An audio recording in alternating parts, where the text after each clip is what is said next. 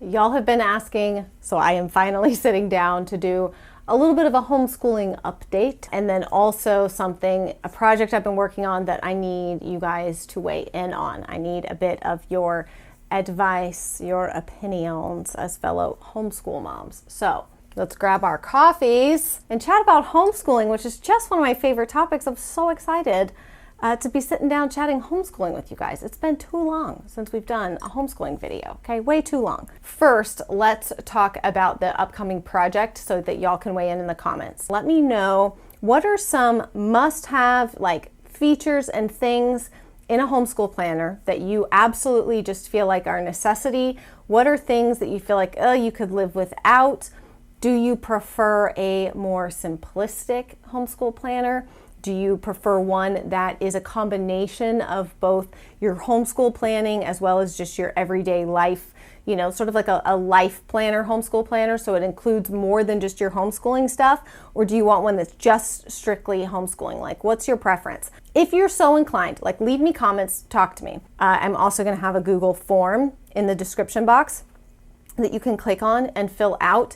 And it'll ask some questions and just a place for you to kind of give me your feedback and thoughts about homeschool planners. And for those of you who choose to take your time to go through and fill out that form and give me some of your advice, thoughts, opinions, I will be selecting a few of those folks to perhaps receive whatever this said product is before anyone else. Okay? All right, you guys know I'm kind of seasonal with my homeschooling content. I tend to do homeschooling content more in the spring through summer as we're ending a year and prepping for another one, and then a little bit in the fall as well for prep and going on into that coming school year. I know some people want homeschool content year round, and I'm not saying that I will never get to that place. I personally run out of things to talk about. Shocking, I know. So let's talk about a few changes this year, updates. So really the biggest update that I have not really spoken about much, I actually was recently interviewed on my friend Lisa's podcast. Her channel is Farmhouse on Boone, but her podcast I think is a Simple Farmhouse Life podcast, I believe is the name of it. I will leave it linked down below so you can go listen to our episode. I always forget that I'm not just having a conversation with a friend, that someone's recording this. And yeah, listen, I just at this juncture in my life, I'm not capable of holding back too much. So we just had a really fun conversation about homeschooling expectations and things like that. So it's a fun conversation if you guys want to go listen to that. One of the things that I shared in that podcast that I hadn't shared anywhere else, and so after I shared it there, I thought, well, I got to go tell my people, my friends here on YouTube. One of our kids, Mr. Noah, is now in a school program outside of homeschooling. He's currently going through a lot of evaluations. Y'all know that I am very, the line of what I'm willing to share about my kids has always been, not a gray line, right? It's always been kind of a harsh red line about what I'm willing to share and not. But one of the things that I started thinking about was with Rosie having Down syndrome and talking, I don't talk a ton about her special needs or anything like that. I kind of, said what I needed to say when we started our channel. I said the things that I felt were important, and they're there. They exist, and I don't feel like I need to continue to talk about all those same things. But I got to thinking about, well, why am I so hesitant to talk about what's going on with Noah when I didn't feel that way about sharing about Rosie's special needs? And I think it's because what I've really boiled it down to mentally is that when your child has a special need that isn't visible on the outside, it feels harder to have others accept them, understand them, be willing to show them grace in different situations. And it can be hard for you as a parent too, for me as a parent too, because there's just there's no rule book, right? When your child is struggling with something that's on a spectrum, you don't know whether this behavior that they have right now is just a kid defiant behavior, something that needs to be dealt with, disciplined, or something that they cannot control, that is because of said disorder or whatever it is that they're struggling with. So it feels like blurry lines, and I don't love that, especially when it comes to sharing things on the internet and such.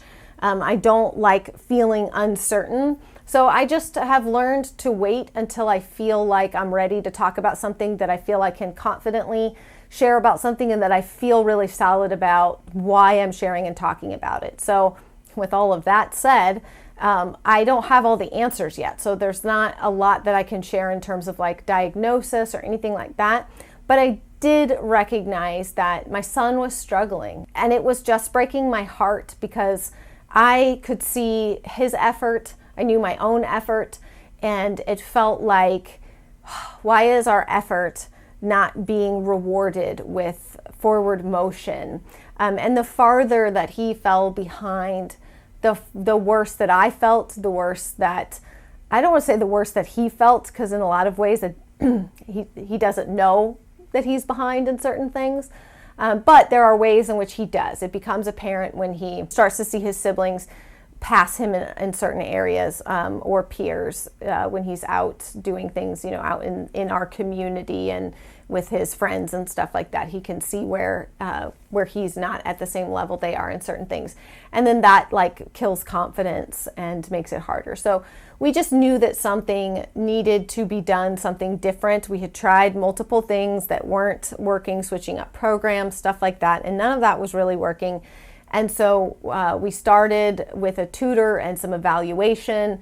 He went for, poor guy, he went for days of evaluation. And when I picked him up every day, the woman, older woman who did them, said that like she had never seen a kid that was so unwilling to like quit. He just kept going, even when he didn't know the answer. Like he just kept saying like, give me more time. I can come up with it. Like he wasn't willing to admit that he didn't know something.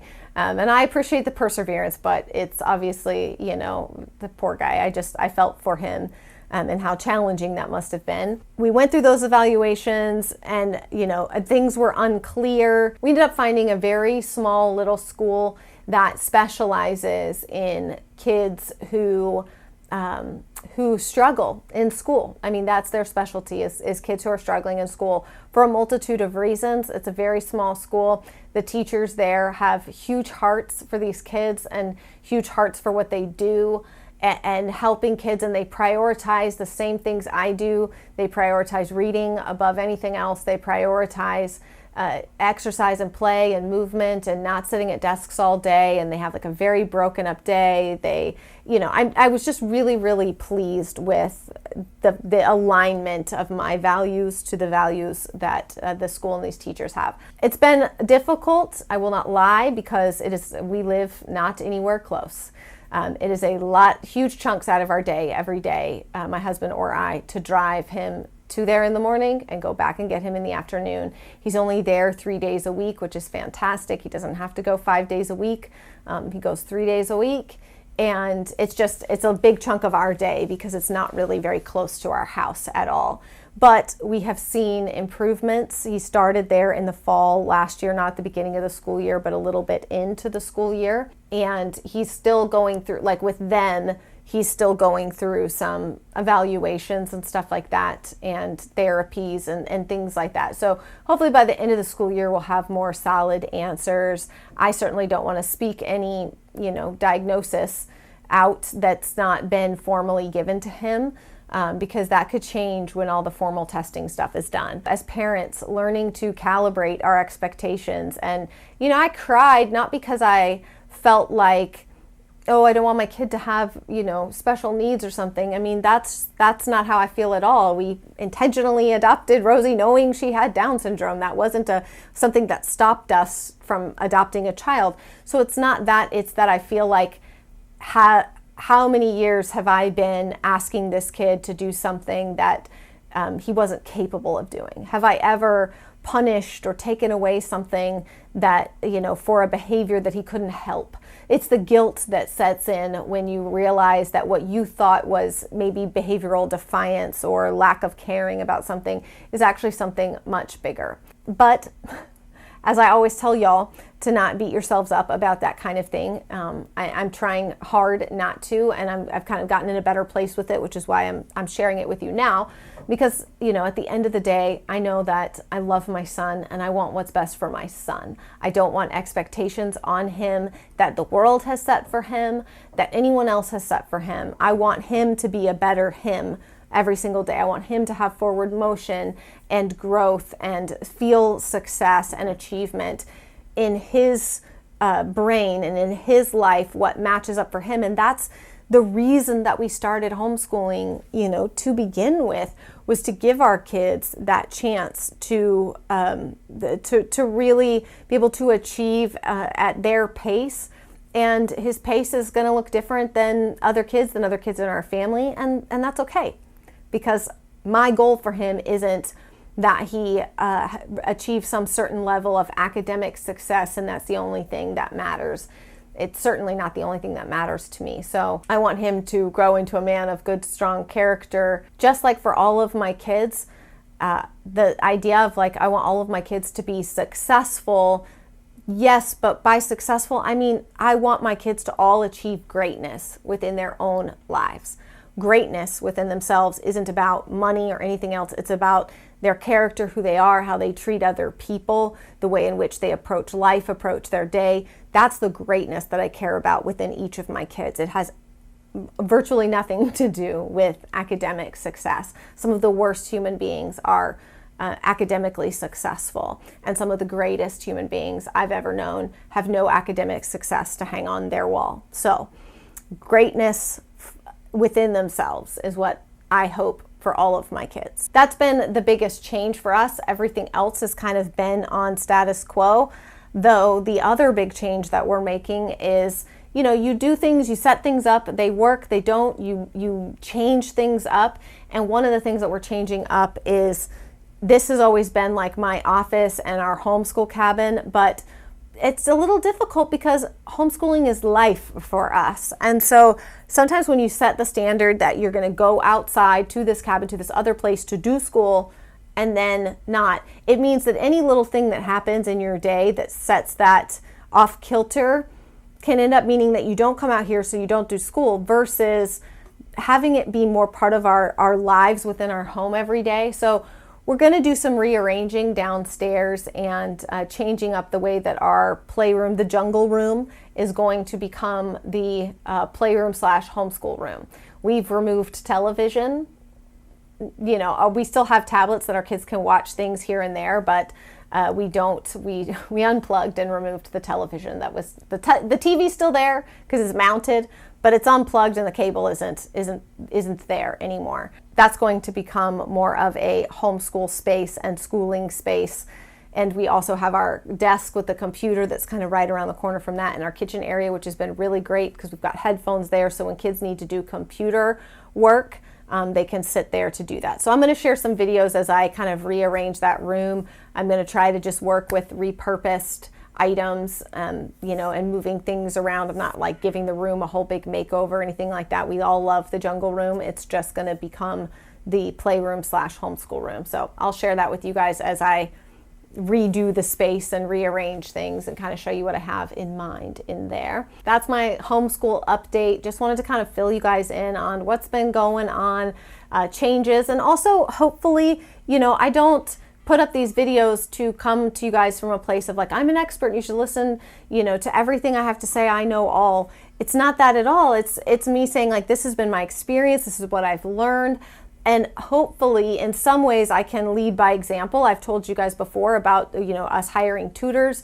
for our kids, taking our kids to tutoring in years past, and being willing to say that my kid needs more than I can give them. They need a little bit more specialized help right now.